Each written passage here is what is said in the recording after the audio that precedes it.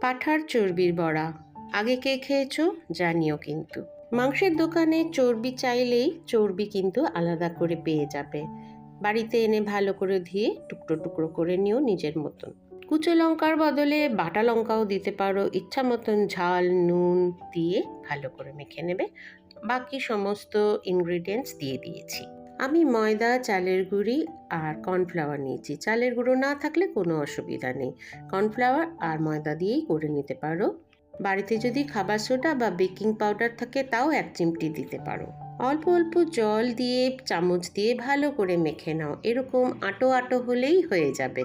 পরিমাণ মতন তেল বসিয়ে দাও। গরম তেলে চামচ দিয়ে এইভাবে একটা একটা করে ছেড়ে মিডিয়াম টু লো আঁচে ভেজে নাও। গোল্ডেন ব্রাউন হলেই সুন্দর হয়ে যাবে। গরম গরম পরিবেশন করো, সস দিয়ে মুখের মধ্যে গলে যাবে। ভালো লাগলে সাবস্ক্রাইব করে নিও।